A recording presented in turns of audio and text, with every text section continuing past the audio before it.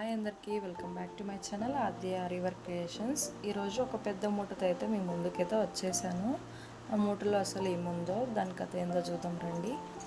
First ఆ మూటనైతే Adoni SRMT lorry service పాత bus stand దగ్గర అయితే ఉంది.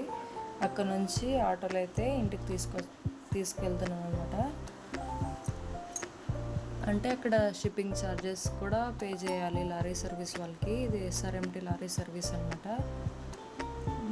మామూలుగా DTDC నుంచి కానీ మామూలుగా పార్సల్ అనేది పెట్టుకుంటే ఒక్కొక్క ఈచ్ స్టాండ్కి 500 డెలివరీ ఛార్జ్ అయితే అవుతుంది అనమాట.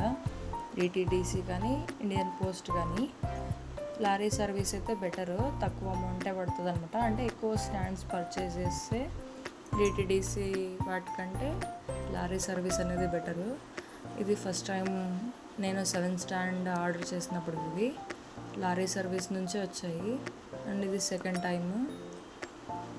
టైం అయితే 14 స్టాండ్స్ అయితే ఇప్పుడు బుక్ చేశాను ప్రస్తుతము. అది కొన్ని ఆదంలో నేర్పించే వాళ్ళు కొంతమంది, మంత్రాలయంలో వాళ్ళకు కూడా ఆల్రెడీ బుక్ చేసేసాను స్టాండ్స్. ఇంకా ఎవరైనా ఇంట్రెస్టెడ్ ఉండి నేర్చుకోవాలి అనుకునే వాళ్ళు నన్ను కాంటాక్ట్ అవ్వండి, తెలిసిన వాళ్ళైతే. ఆదోని కానీ మంత్రాలయం పీపుల్ కానీ.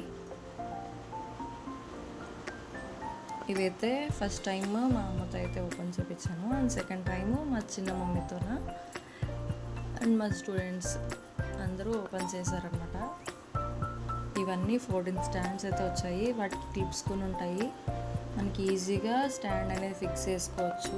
స్టాండ్కి క్లాత్ స్టాండ్ ఈజీగా ఫిక్స్ చేసుకోవచ్చు అనమాట. మామూలు రౌండ్ ఫ్రేమ్ అయితే కొంచెం క్లాత్ అనేది పిగులుతుంది. ఇలా దీనికి ఏం పిగలదు, బాగా క్లాత్ స్టిఫ్గా కూర్చుంటుంది, ఈజీగా వర్క్ చేసుకోవచ్చు. ఇంకా మీకు నమ్మకం రావాలంటే నేను ఎట్లా చేస్తాను అనేది గురించి కానీ, పిల్లలకి ఎన్ని రోజులు నేర్పిస్తాను దాని గురించి కానీ, ఇంకా ఏమైనా డీటెయిల్స్ కావాలంటే నెక్స్ట్ వీడియోలో అనేది పోస్ట్ చేస్తాను.